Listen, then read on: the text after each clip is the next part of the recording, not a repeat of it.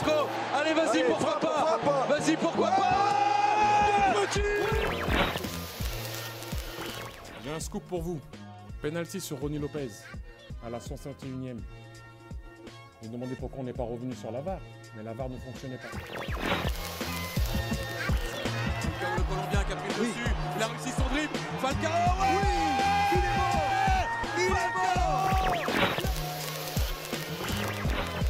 Ce soir, je vais dire tout haut ce que tout le monde pense tout bas. Radio Diagonale, la web radio 100% rouge et blanche. Bonjour, bonsoir à toutes et à tous, on se retrouve pour un nouveau débrief de la 27e journée de Ligue 1, Monaco qui recevait au Louis II Reims, et malheureusement Monaco qui n'a pas pu faire mieux que un partout. Et avec moi pour parler de cette rencontre, il y aura Patrice. Salut Patrice. Salut Ram. Bon, tout de suite Patrice, les 3 points, et on va commencer par les tiens. Qu'est-ce que tu as envie de retenir de cette prestation ? Mon premier point, ce sera le fait qu'on n'a pas réussi à prendre les 3 points, justement. On a encore perdu 2 points. C'est assez triste parce qu'on avait un adversaire qui était, à mon avis, à notre portée. On jouait à domicile. On avait fait le plus dur contre une des meilleures défenses du championnat, à savoir ouvrir le score. Et malheureusement, on se prend une égalisation un peu comme la semaine dernière. Donc voilà, pour moi, le premier point sera cette perte de points, encore une fois. Mon deuxième point sera, à mon avis, l'Europe à laquelle on peut commencer à dire adieu, surtout la Ligue des Champions, parce qu'on commence à être bien distancé de Rennes. Et comme on le sait, la fin de notre calendrier va être très très compliquée. Je pense que ça va devenir vraiment difficile d'aller chercher cette 3e place et ce podium. Et pour finir, mon dernier point, ce sera sur Glick, qui, pour moi, revient vraiment à un très très bon niveau. Et ça fait plaisir à voir. Oui, je suis assez d'accord, ça avait été un de mes points lors du dernier match, donc de son dernier match. De son dernier match, depuis que ça tourne. Voilà, donc du coup, oui, c'est vrai que il a l'air de confirmer. Moi, de mon côté, oui, je vais te rejoindre un petit peu sur mon premier point dans la mauvaise opération globale entre cette rencontre et la rencontre de la semaine dernière, comme tu l'as dit.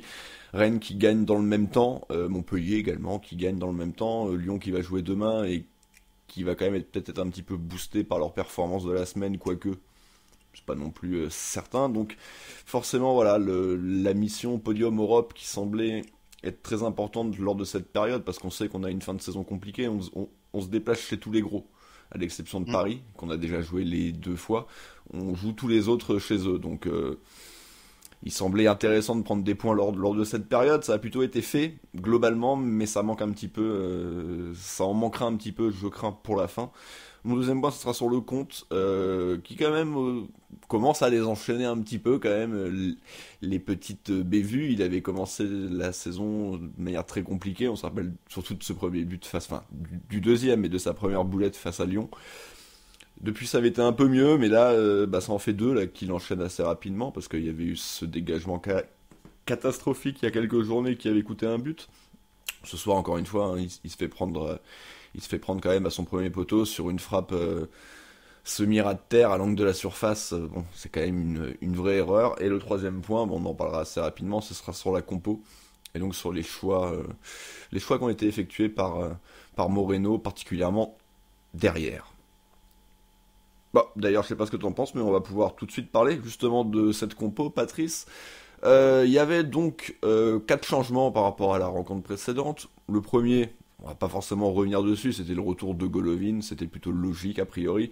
Adrien Silva n'étant pas là, on se retrouvait en plus forcément avec le milieu Bakayoko, Fofana, Golovin. Par contre, il y avait 2 changements, Patrice, qui étaient derrière et qui posaient un peu plus réflexion. On va commencer par le retour de Benjamin Henrichs, un petit peu surprise. Oui, c'est justement, pour ma part, en plus, j'avais un peu loué Aguilar sur son match contre Dijon, que j'ai trouvé assez bon. Et du coup, là, on se retrouve à revoir Benjamin Henrichs à sa place. Donc là aussi, on a l'impression qu'il y a un turnover qui est effectué assez régulièrement, qui ne concerne pas du tout les performances des joueurs, qui est plus des choix de Moreno. Donc je sais pas si ça vient de l'entraînement, que les joueurs se montent plus à ce moment-là, ou si c'est vraiment une volonté de faire jouer 2 matchs par 2 matchs les joueurs. Ouais, c'est vrai que c'est assez surprenant. En plus, on y reviendra. Mais en plus, il a pas rendu une excellente copie ce soir, le joueur allemand. Et l'autre choix, c'était alors le retour de Glick. Ça, je pense que ça faisait plaisir globalement à tout le monde parce que pour m'être baladé sur les différents réseaux, globalement, Glick revient un petit peu en bonne forme et tout le monde s'accorde à le reconnaître, même ceux qui le critiquaient le plus quand il était critiquable, évidemment. Par contre, on pensait que ça serait, et on espérait tous plutôt que ça soit à la place de Badiachil, et en fait non, Maripane qui lui pour le coup semblait un petit peu indéboulonnable sous Moreno, bah non, au final ce soir on avait Glick et Badiachil. Bah oui, c'est surprenant parce que la rotation Glick-Badiachil avait lieu depuis bon nombre de semaines maintenant, ça fait au moins 8 matchs de mémoire. Oui, par contre, c'était vraiment entre deux. Maripane lui était titulaire à chaque fois. Donc il n'y a que en coupe de France qu'il avait été mis sur le banc. Oui, on avait eu Jemerson une fois, mais bon, ça c'était à part.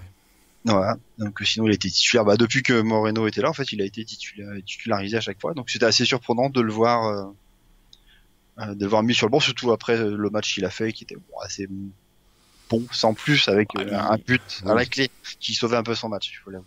Oui, mais bon, il faisait partie aussi de l'accumulation d'erreurs individuelles sur sur le but de nos adversaires. Je sais même plus contre qui on jouait, contre Dijon, c'est ça? Contre Dijon. Mais voilà, ça vient de me revenir.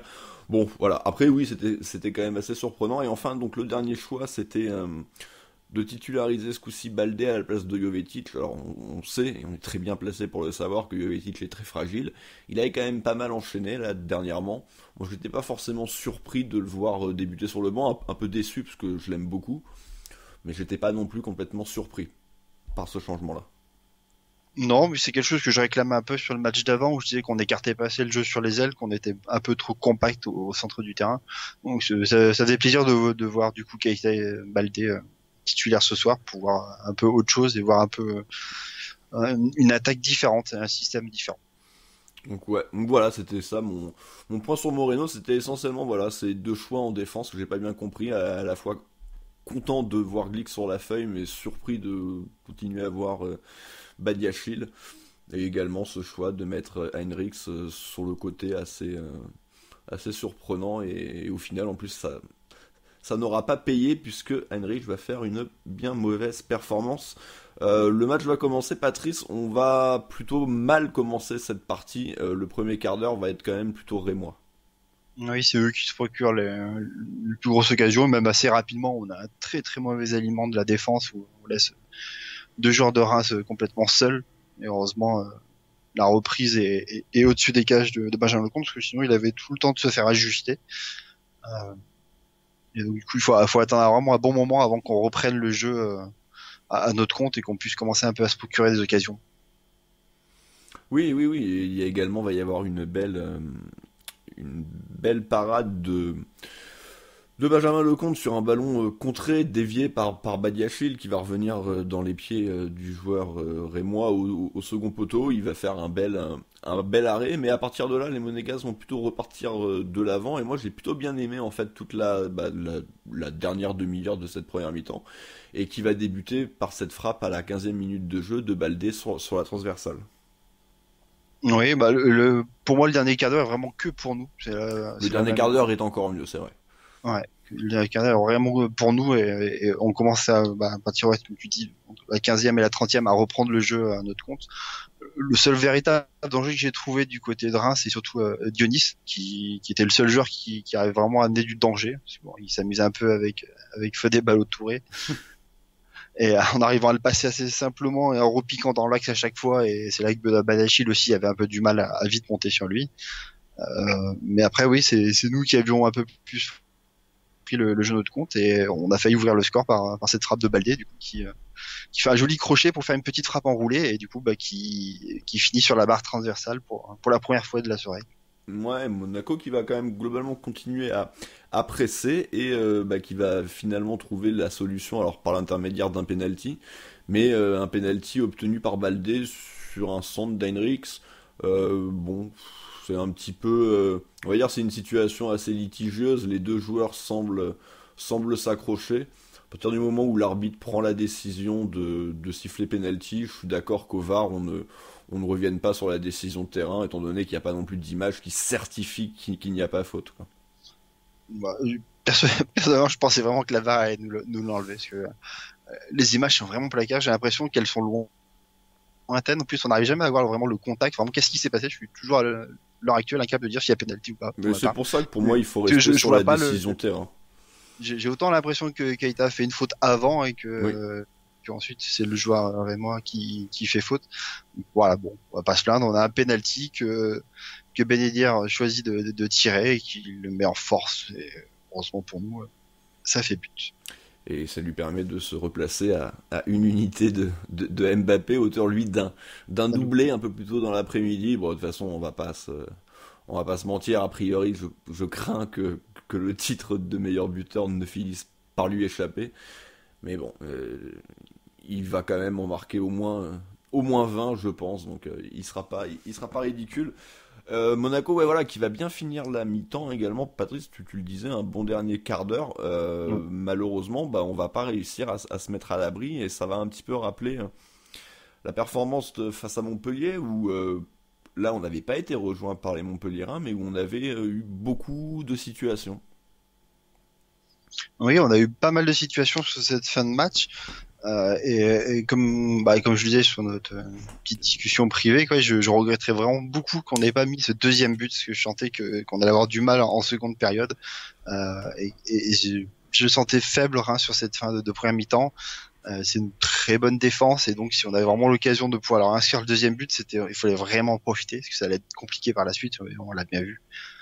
Donc c'est assez regrettable du coup qu'on n'ait pas réussi à un peu plus pousser et à mettre de danger sur les cages du gardien et moi.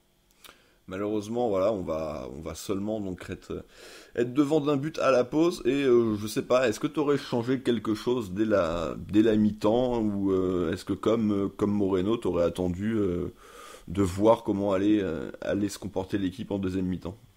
Non, parce que pour moi, Reims a été vraiment très dangereux sur le début du match. Après, du coup, comme je disais, c'est pour moi Dionis qui était vraiment le danger. Donc c'était plus un recadrage avec Touré et Badiachil pour vraiment plus le prendre et plus éviter qu'il puisse déborder autant. Ouais. Après, vu la fin de la première mi-temps, on tient vraiment le ballon, on a les occasions, on finit avec une belle reprise au volet de Bakayoko, c'est ça? Oui. Sur la fin, voilà, Sur la fin de mi-temps, oui. À la fin de mi-temps, quoi. Donc on a vraiment l'occasion, et en plus on frappe au cage à ce moment-là, ce qui va être moins le cas après, on verra en deuxième mi-temps. Donc non, moi j'aurais pas fait de changement, je trouvais que ça jouait bien, et donc on pouvait logiquement penser qu'on pouvait tenir le score, voire l'aggraver. Et voilà, et malheureusement Monaco qui va pour le coup plutôt mal débuter sa mi-temps, ça va un petit peu ronronner. Les Rémois sont pas forcément très dangereux, mais on a le ballon, on le fait tourner, mais sans grandement inquiéter les Rémois. Et on va prendre un but, Patrice, à la 58e. On en parlait dans un de mes points. Le compte, clairement, qui se roue un petit peu sur la situation. Oui, parce que c'est sur un centre qui vient du coup de sa gauche, où il fait une mauvaise sortie pour la boxer, la repousser. Après, bon, il est un peu gêné par un des attaquants, mais bon, il n'est pas dans sa surface, donc on ne peut pas siffler faute pour lui à ce moment-là. Le ballon revient du coup sur le côté droit, et c'est là où moi je trouve que Henrich est aussi coupable, c'est qu'il est pas du tout à son marquage. On a que Golovin, je crois, qui est devant, et du coup on a deux Rémois, donc qui combinent un peu. Donc il y a une passe en retrait qui est faite, et Camara sur une frappe quand même assez lointaine à mon goût, mais la met au premier poteau, certes forte, mais pour moi Lecomte doit clairement la sortir. A priori il a l'air de plus s'avancer pour un centre, et du coup se fait un peu avoir. Et ça lui permet pas de boucher complètement son angle. Et bon, Moreno du coup va se décider à procéder à son premier changement habituel. Moi, dernièrement on l'avait plutôt vu dans l'autre sens, mais là c'était la rentrée du coup de Jovetic à la 65e en lieu et place de Baldé. Un Baldé, on peut peut-être en parler tout de suite, un Baldé un petit peu décevant, qui a eu le mérite d'obtenir ce penalty. Évidemment, si sa frappe avait été dans le but, sa prestation globale aurait été forcément tout autre. Que penser de sa prestation et du coup de sa titularisation? Moi, j'ai plutôt apprécié quand même de le voir.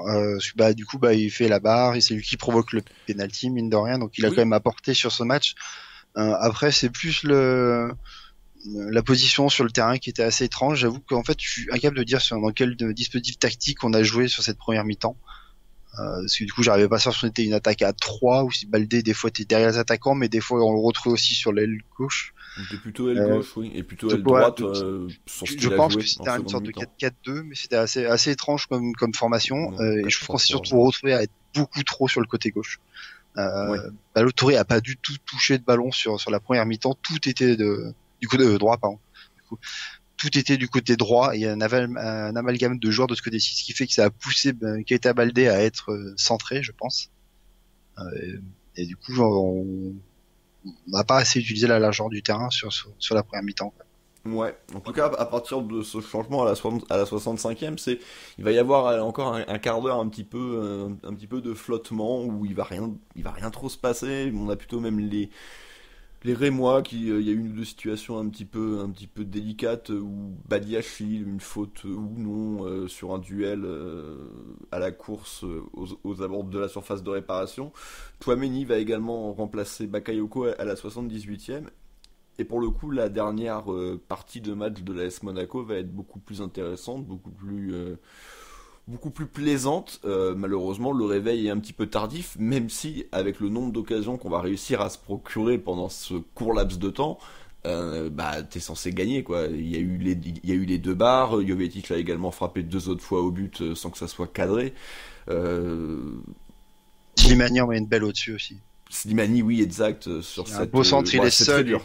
C'est très compliqué, mais c'est vrai qu'il nous a tellement habitués dernièrement à nous sauver dans les dernières minutes que bon, sait-on jamais. Mais donc ouais, au final, beaucoup de regrets parce que toujours cette sensation que quand on accélère quand même, on a des joueurs au-dessus. En ce moment, on joue, en ce moment d'ailleurs, et jusqu'à la fin de saison, maintenant, on va jouer une fois par semaine. C'est quand même un petit peu désolant de voir des joueurs ne pas tout donner sur le terrain, sachant que là, ils sont peinards pendant une semaine, quoi. Et qu'ils n'ont pas de gros matchs européens qui pourraient leur prendre une partie de la tête. Surtout qu'on met un peu plus d'intensité là sur ces 5-10 dernières minutes, donc on se dit qu'on aurait pu clairement le faire plus tôt. Parce que moi, vers la 85e, je trouve que le match nul finalement est bien payé, parce que c'est Reims qui a les occasions peu avant.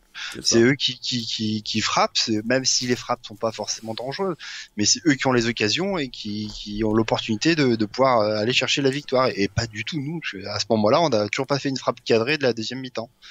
Oui. On a même Glick qui nous fait un beau sauvetage en revenant un peu de très très loin, en taclant une frappe. Ou plusieurs même, oui, en tout. Mais oui. Ouais, je me rappelle surtout de sa frappe glissée, quoi. Non, mais c'est vrai qu'ils ont son tacle glissé sur une frappe. Ils ont plein de bonnes situations. Après, le compte est jamais trop non plus mis réellement en danger.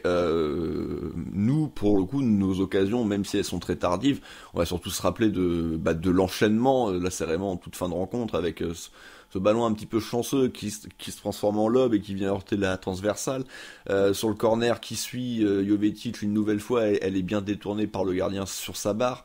Enfin, il y a quand même énormément de situations qui s'accumulent en très peu de temps, et comme tu le disais, oui, c'est évidemment regrettable parce que tu es capable quand même de répéter ce genre de situation tout au long du match, quoi. Comme on avait fait face à Montpellier, où là on avait été en cruel manque d'adresse, mais on l'avait suffisamment dit que c'était la première fois qu'on réalisait une performance pleine de A à Z. Là, c'était le retour du Monaco qui fait au final 2 fois 15 bonnes minutes, quoi. Et ouais, c'est trop peu. Enfin, ça peut suffire, mais quand t'es aussi fébrile défensivement, c'est trop peu.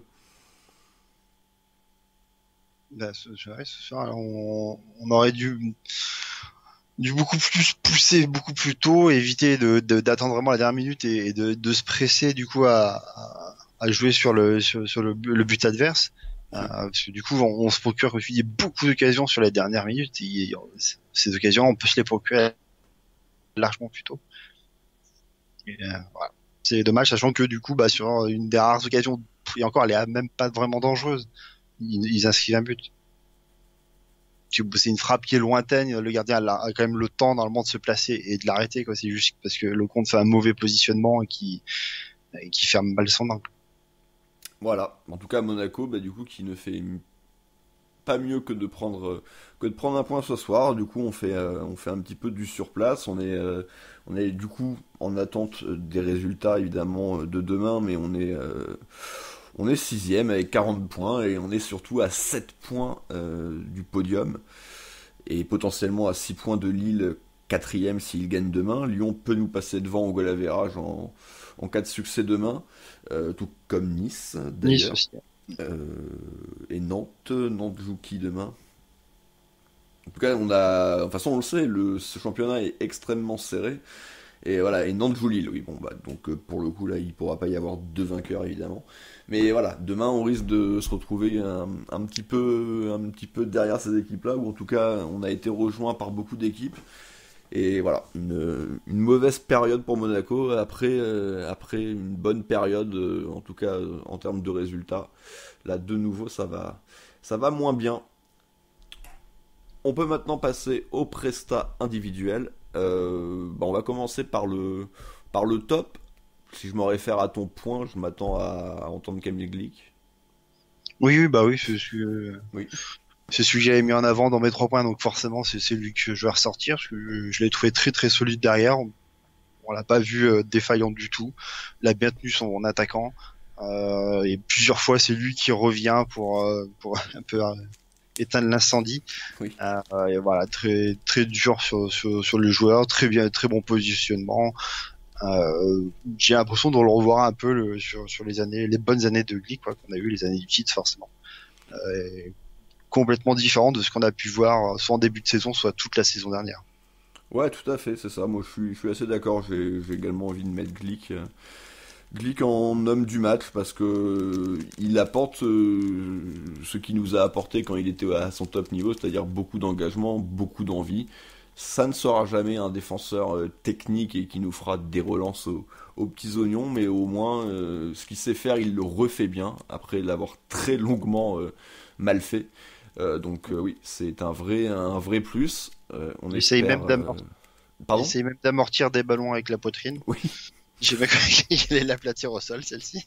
C'est pas faux, il nous a fait ce joli geste technique aussi, un petit peu, bon, en termes de réalisation, c'était pas très serein, mais bon, ça a eu le mérite d'être efficace, donc ouais, voilà, j'ai également envie de te rejoindre sur ça, et sur la bonne prestation globale de Glick, et pour ce qui est du flop, est-ce que t'as plutôt envie d'incriminer un des joueurs de champ ou le compte pour son erreur sur l'égalisation rémoise? Non, j'ai peut-être un peu plus envie de pointer du doigt Slimani, que j'ai trouvé moins bon ce soir. J'ai trouvé qu'il prenait des fois un peu trop le temps de jouer ses ballons, et du coup sur des contre-attaques on a perdu du temps, parce que du coup des fois plutôt de la jouer assez rapidement sur Ben Yedder qui faisait un appel, ou sur Baldé, il faisait plutôt de faire une feinte de passe pour revenir et crocheter, et du coup il laissait le temps à la défense de revenir. Voilà, après bon, je lui en veux aussi pour cette dernière occasion qui met largement dessus, et je sais pas, je l'ai trouvé beaucoup moins utile que sur les précédents matchs. À comparer d'un Ben Yedder qui était à côté, qui avait une grosse activité, qui les rares ballons qu'il a eu, il les a bien frappés, parce que ses frappes sont toutes cadrées, il me semble. J'ai pas souvenir qu'il y en ait mis d'à côté, j'ai des souvenirs de bonnes frappes dans les bras du gardien, et Oui. sans penalty. Voilà, donc dommage. Je pense qu'avec un Slimani qui était un peu plus en forme aujourd'hui, on pouvait peut-être gagner. Oui, c'est vrai. C'est vrai que dans le jeu, ça fait quand même un petit moment qu'il marque un petit peu le pas. On revoit plus le Slimani vraiment du début d'année qui était buteur, mais qui était surtout surprenant et impressionnant dans son rôle de passeur décisif, que ça soit réellement au sens strict dans la dernière passe, mais même souvent dans les avant-dernières passes, il trouvait souvent des bons espaces, des bons décalages. Là, il y a eu plusieurs situations, je suis assez d'accord avec toi, où il s'est un petit peu soit précipité, soit pris trop son temps. Je me rappelle en début de seconde mi-temps, il y a 2 fois de suite en plus, il y a 2 contres intéressants. Et le premier, il le joue mal, en plus il demande une faute, ça aussi c'est assez agaçant, il est constamment en train de gueuler auprès des arbitres. Et le deuxième coup, il le joue mal, il la donne il la donne pas dans le bon tempo à Ben Yedder. Oui, il la donne derrière le pied. Et c'est vrai qu'il y a eu d'autres situations comme ça, c'était un petit peu mieux sur la fin, quand l'équipe aussi a été plus offensif, et aussi son entente avec Jovetic sur une des belles frappes de Jovetic, c'est une remise entre les deux joueurs. Tu sens qu'il y a des vrais atomes crochus techniques entre ces deux-là, mais c'est vrai que la prestation globale, elle est un petit peu décevante. Malgré tout, moi, ça sera pas mon flop. Mon flop, ça sera quand même Lecomte, parce que malgré tout, ça fait beaucoup d'erreurs. On lui a sans doute passé beaucoup de choses.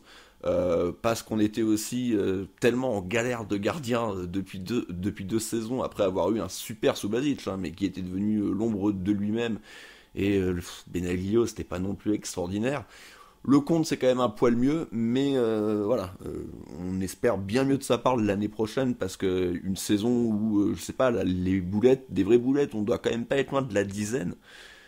Ça fait beaucoup, quand même, pour un gardien de ce niveau-là, et c'est dommage, parce que c'est globalement un bon gardien, un gardien sûr, mais qui de temps en temps a des gros trous d'air, et c'est con, parce que sinon le reste de sa prestation est pas déconnant, il sort souvent bien au point, il a un jeu au pied intéressant, mais il y a cette grosse erreur défensive individuelle qui fait très mal ce soir. Le reste de la compo, du coup, les latéraux, j'ai envie de dire un peu comme d'habitude, décevant, et Heinrich n'a certainement pas marqué de points ce soir. Non, certainement pas, parce que pour moi, il est quand même très fautif sur l'action du but, parce qu'il est très très loin de son marquage. Ouais. Camara ont tout le temps de pouvoir faire sa frappe. Offensivement, hormis sur le penalty, c'est lui qui est au centre, mais bon, il avait fait un beau centre aussi, beau centre en retrait. Mais sinon, après, on l'a plus du tout vu, même en seconde période, pas du tout vu. Hein. Mais oui, c'est vrai qu'il brille un petit peu par son absence. Ce jeune homme Aguilar, malgré tout, tu le vois, Ballo-Touré également, pour parler de lui, de l'autre côté, tu le vois, je trouve qu'offensivement, on commence à avoir de plus en plus de choses intéressantes. Malheureusement, c'est souvent suivi de centres un petit peu compliqués, mais on l'a vu débouler 2-3 fois de son côté. Après, défensivement, tu sens que c'est toujours aussi fragile. Il a eu le mérite ce soir de ne pas faire de grosses erreurs comme la semaine dernière, où quand même c'était lui qui était à l'origine du but. Bon, voilà, c'est clairement pas nos points forts, les postes de latéraux. J'ai toujours un espoir pour Aguilar. Et sinon, il faudra se pencher dessus lors du mercato d'été. Forcément, forcément à gauche, de toute façon, je pense. Alors, on va avoir les retours de Barreca, on a toujours Georges. De toute façon, on en a 150 des joueurs. Mais ça serait bien de prendre un vrai bon. Serrano aussi, qui fait une saison pleine. Pas Serrano, Bianca. Et de l'autre côté, qui fait une saison pleine. Et de l'autre côté, c'est peut-être un peu moins urgent, mais à voir comment Aguilar va finir la saison. On sait que Sidibé devrait revenir de près, il devrait pas être gardé. Ça serait quand même étonnant qu'il reste au club l'année prochaine. Donc voilà, il y a un petit chantier à faire de ce côté-là. La défense centrale, on en a beaucoup parlé avec Glick qui a été très bon. Badiachil, on était un petit peu déçu, en tout cas dans l'ensemble, je pense, de voir titulaire. À noter, comme d'hab, il y a eu 2-3 relances complètement surréalistes dans les pieds adverses. À part ça... Non, peu de choses à dire. Comme je disais, c'est souvent fait avoir avec Dionis qui repiquait dans l'axe, qui crochetait Ballo-Touré pour venir sur l'axe et soit frapper, soit passer, soit faire une passe. Donc du coup, Badiachil était un peu en retard là-dessus. Oui. Mais sinon, il a pas eu grand-chose à faire, parce que du coup, en face, ça jouait avec un seul attaquant de pointe et il était pour Glick. Donc Badiachil était plus sur du positionnement. Donc, voilà, on l'a beaucoup moins vu. Je commence vraiment à me poser la question quand même du pourquoi il le met. Je suppose que c'est en vue de la saison prochaine, que c'est un jeune joueur et qu'il veut en faire un de ses hommes forts l'année prochaine peut-être, mais faut pas oublier qu'il y en a 2 autres, des très très jeunes. Il y a Marcelin et Pavlovic qui devraient rentrer en concurrence avec lui, donc pourquoi avoir pris... Enfin je sais pas, j'ai un petit peu de mal à comprendre tout ça. Bon, ce soir c'est pas sa pire prestation, mais je vois pas ce qu'il apporte, et puis il est toujours aussi soft. C'est hallucinant dans les contacts. Encore une fois, le mec il fait 1m90, il fait 85 kg et il pourrait se faire bouger par Samaritano, quoi. Il y a quand même, je sais pas, c'est parce qu'il a pas envie. Voilà, il est mou, et quand tu vois Glick à côté qui tacle dans tous les sens, qui se jette, alors avec tous les défauts qu'il a à côté de ça, mais ça fait quand même un petit peu tâche, quoi, Badiachil à côté, et qui, à côté de ça, n'apporte pas non plus une qualité de relance particulière ou quelque chose qui le rendrait indispensable. Donc un petit peu de mal à comprendre sa titularisation du soir. Le milieu de terrain, Patrice, alors pour le coup là je pense qu'on était tous contents, on retrouvait le milieu de terrain qui avait plutôt brillé lors des dernières prestations, à savoir Golovin, Bakayoko, Fofana, avec un Bakayoko qui semblait plutôt pointe basse. Je sais pas, j'ai un peu de mal j'ai pas trop regardé avec précision, mais en tout cas je l'ai trouvé moins haut que lors des dernières rencontres. Oui, les milieux de terrain étaient pas très hauts sur qu'on ce avait match. des ailiers Parce aussi, qu'on avait, aussi. ouais, voilà, parce qu'on On avait avait Valdé. 3 attaquants qui prenaient beaucoup plus la largeur, donc du coup, même Golovin n'était pas très haut. Je me mettais très souvent surpris de voir que Fofana était en latéral, c'est-à-dire que dès qu'on était en offensif, Henry montait assez haut sur l'aile et Fofana venait prendre sa place. Ouais. Il était juste aux côtés de Camille Glick. Je trouvais ça assez surprenant comme choix tactique. Voilà. Après, match correct de Fofana, beaucoup de ballons récupérés sur des contre-attaques ou des petites fautes faites pour justement casser les contre-attaques. Donc, voilà, pour moi, c'est un bon match sans plus. Voilà, il a très peu été en vue non plus sur les phases offensives. Ouais, c'est ça. On l'a rarement vu porter des ballons pour venir casser des lignes. Quelques passes très très bonnes où justement par contre ces ballons cassaient les lignes plutôt que lui. Voilà, bon match. Ouais, bon match, je suis pas vraiment d'accord, mais c'est vrai qu'il avait fait des débuts en fanfare. Là, ça fait 2 rencontres que c'est un peu plus compliqué. Bon, il y a rien de catastrophique, mais moi je dirais plutôt match très moyen. Ouais, même pas match très moyen. Enfin voilà, hein. D'accord. C'est la moyenne, mais pour le coup, j'ai envie de te dire, même son de cloche pour ces deux partenaires. J'ai beaucoup aimé Bakayoko pendant une bonne période en première mi-temps, mais au final, ça n'a pas duré assez longtemps et il a quand même fini par céder sa place. Alors à un moment, il est sorti blessé en fin de première mi-temps. Est-ce que c'est pour ça qu'il va avoir plus de mal sur sa deuxième partie de match? Je sais pas, et qu'il va finir par sortir. Un petit peu décevant. Et quant à Golovin, on en avait beaucoup parlé parce qu'il était absent lors du dernier match et on avait senti qu'il nous manquait ce milieu un peu plus créateur. Pareil, on l'a pas trop vu. On l'a même pas il a vu été tenter 10 ses minutes. frappes improbables de 25 mètres. Non, il l'a été si les 10 dernières minutes, j'ai trouvé qu'il portait beaucoup plus le ballon, que ses dribbles étaient plus intéressants et permettaient de passer des joueurs. Et du coup, on l'a vu à ce moment-là, mais sinon dans le match, j'ai retenu une frappe très molle au tout début du match sur une passe entrée de Ben Yedder de mémoire. Et après une frappe en fin de match qui est contrée par un défenseur qui tacle sa frappe. Mais sinon voilà, il a très peu été en situation de pouvoir frapper ou pouvoir faire un décalage intéressant, assez bas sur le terrain, hormis sur les 10 dernières minutes où du coup là sur un peu un jeu full offensive, on l'a beaucoup plus vu.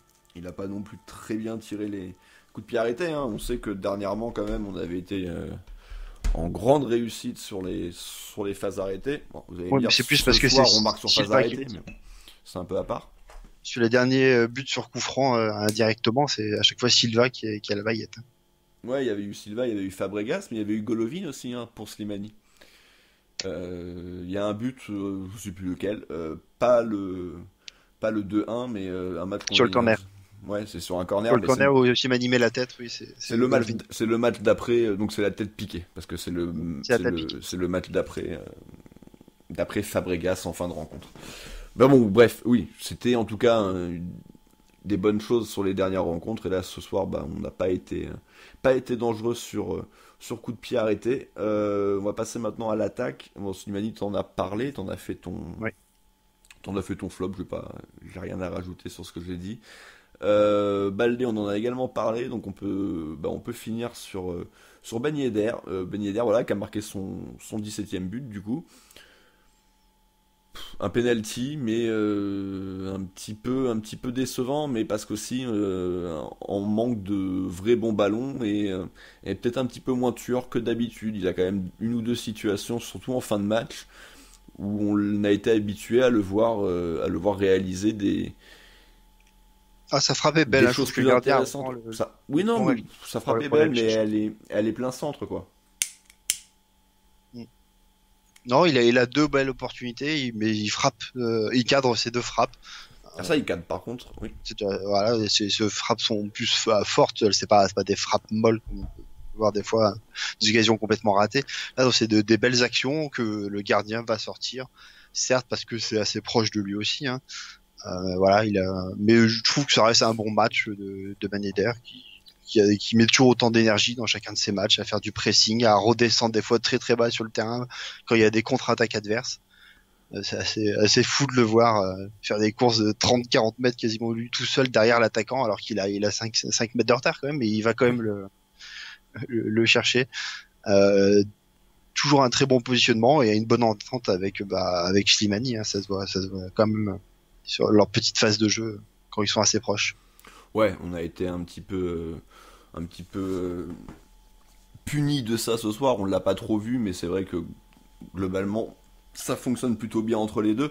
Moi j'aimerais juste que ils prennent peut-être un petit peu plus son temps de temps en temps, parce que c'est vrai qu'il a cette faculté à se mettre en position de frappe très vite et de manière assez efficace, parce que comme tu le dis, c'est très rare qu'il envoie des frappes molles.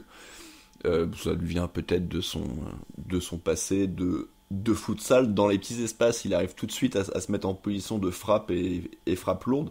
Mais il y a aussi de temps en temps des situations où en fait il pourrait peut-être un petit peu plus prendre son temps et contrôler, et pour pouvoir ajuster des frappes dans de meilleures conditions que tout de suite forcément chercher à tirer au but. Je trouve par exemple sur la dernière situation, ça peut être un petit peu ça. C'est vraiment la sensation que dès qu'il a le ballon dans les 18 mètres, il pense tout de suite à frapper au but. Ça fait souvent des différences, mais je trouve que c'est quelque chose qui pourrait améliorer dans son jeu pour passer encore un cap supplémentaire. Voilà. Ce n'est que mon avis. Aurélien Tchouaméni, Patrice est rentré un petit quart d'heure. Il a pris un carton jaune. Oui, après son entrée aussi, coïncide... 3 bouts de match, 3 cartons jaunes. Bon, oui, c'est vrai. C'est vrai que c'est une belle performance, mais bon, son entrée en moins jeu... de 60 minutes, c'est pas mal quand même. Son entrée en jeu coïncide avec la bonne période de Monaco. Bon, maintenant, est-ce qu'il semble pas y être secrètement lié à cette fin de match? Je crois qu'on le voit frapper. À un moment donné, c'est lui qui fait une des frappes qui est contrée, qui revient après sur Jovetic, je crois, qui a une action qui se déroule juste derrière. C'est lui qui est à l'origine, parce que c'est lui qui enclenche la première frappe. Mais oui. Sinon, hormis cette action-là et le carton, on l'a pas vu, quoi, à part sur... Oui, voilà, c'est ça. Ouais, très, très peu.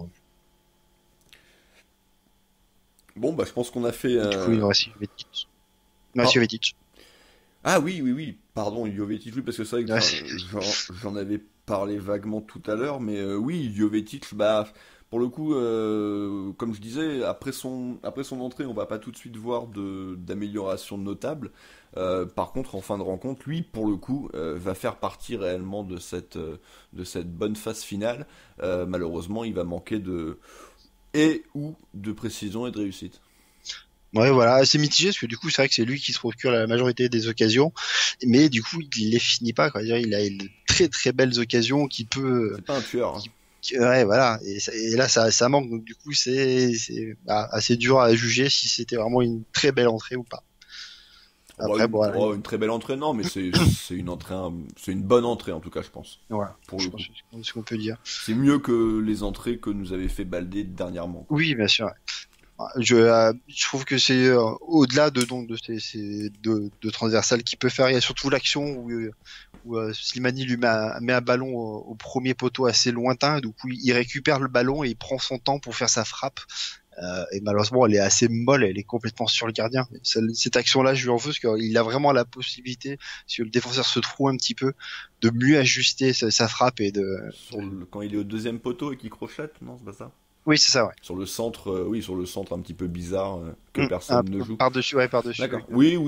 C'est vrai que oui, il y a toujours possibilité de faire mieux. C'est dommage parce qu'il arrive à se défaire de son défenseur et à trouver une bonne situation de frappe avec un bon angle. Et c'est vrai que sa frappe est très très molle. Elle est un petit peu trop, elle est molle et puis elle est pas non plus très bien placée. C'est surtout ça. C'est-à-dire que là, même s'il met la plus grosse mine du monde, elle reste sur le gardien. Donc a priori, il a qu'à mettre les points.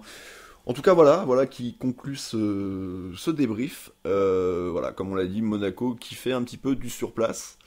Merci Patrice de m'avoir accompagné. Logiquement, dans la semaine, on devrait vous proposer un club Mounégou.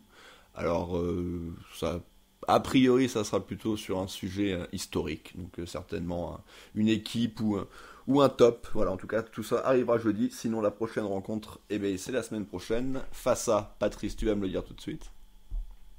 Je ne sais pas. Attends, je vais te dire ça tout de suite parce que je l'ai plus en tête. C'est plus contre que Nice, c'est le derby. Puisque c'était les secrétaires. Face à Nice. Nice, c'est le derby. Samedi 20. Ah oui, c'est vrai qu'en plus ça avait fait un petit. Enfin, pas polémique, mais c'est vrai que un Nice-Monaco, un samedi 20h. C'est. Bon. Il n'y a pas si longtemps que ça, c'était un match qui était en prime le dimanche, quoi. Donc ça fait un petit peu mal. Et bon, on verra d'ici là si le match a lieu ou pas. Oui, c'est ça, exactement. Surtout que dans cette région-là, ça semble un petit peu plus compliqué. Voilà, merci de nous avoir écoutés. Donc la prochaine émission, c'est ce jeudi, très certainement. D'ici là, portez-vous bien et Dagé Mounégou. Et bisous.